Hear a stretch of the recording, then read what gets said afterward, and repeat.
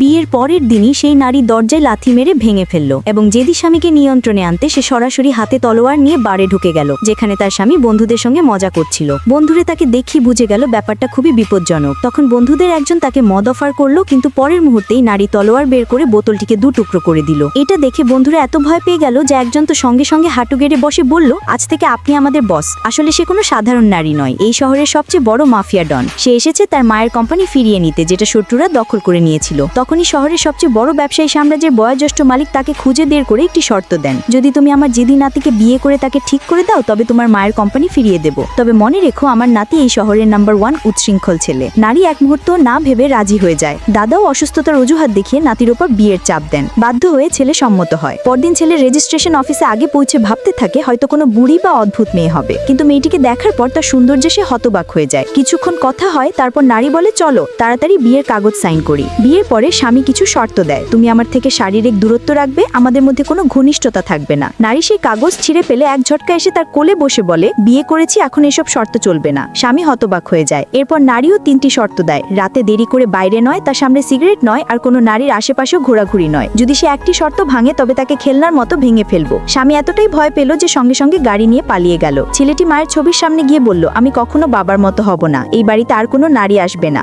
অল্প সময়ের মধ্যেই নারী নিজের জিনিসপত্র নিয়ে স্বামীর বাড়িতে পৌঁছালো, কিন্তু সেখানে তাকে ঠান্ডা পানি ঢেলে স্বাগত করার নির্দেশ দেওয়া হয়েছিল। ঠিক যখন দাসী পানি ফেলতে যাচ্ছিল তখন নারী আবার এক লাথি মেরে ভারী গেটটাকে উড়িয়ে সরাসরি দাসীর উপর ফেলে দিল এবং তার উপর দিয়ে হেঁটে বাড়ির ভেতরে ঢুকে গেল। এটা শুনে স্বামী রেগে আগুন হয়ে উঠলো। তোমার কি মনে হয় বিয়ের পর তুমি এই বাড়ির মালকিন হয়ে গেছো? আসল মালিক আমি। কিন্তু নারী কোনো পড়ুয়া করলো না। কথায় জিততে না পেরে স্বামী রাগে বাড়ি ছেড়ে বেরিয়ে গেল এবং রাত 12টা পর্যন্ত ফিরল না। নারী চাকরদের বলল, ফোন লাগাও। চাকররা মুখ বাঁকিয়ে ব্যঙ্গ করতে লাগলো। নারী চোখ না তুলে একটি তীর ছুঁড়ে মারলো, জাগিয়ে চাকরের কানের পাশ দিয়ে বেরিয়ে গেল। ভয়ে কাঁপতে কাঁপতে তারা ফোন লাগালো। ওদিকে যুবক নির্লিপ্তভাবে বলল, এই বাড়িতে আমাকে কেউ থামাতে পারবে না। তারপর ফোন কেটে দিল। নারী ঠান্ডা হাসি দিয়ে তলোয়ার বের করে বলল, তুমি না ফিরলে আমি তোমাকে নিতে আসবো। সে হাতে তলোয়ার নিয়ে সরাসরি ক্যাবে ঢুকে গেল, যেখানে স্বামী বন্ধুদের সঙ্গে আনন্দ করছিল। স্বামী তাকে দেখেই নিঃশ্বাস আটকে গেল। বন্ধুরা মজা করে বলল, এক ড্রিঙ্ক আমাদের সঙ্গেও করে নাও। কিন্তু পরের মুহূর্তেই তার তলোয়ার বোতলগুলো চিরে ফেললো। বন্ধুরা ভয় হাঁটু গেড়ে বলল, ভাবি আজ থেকে আপনি আমাদের বস। কিন্তু স্বামী এখনো জেদ ধরে থাকলো, আমি মরে যাব কিন্তু তোমার সঙ্গে বাড়ি ফিরবো না।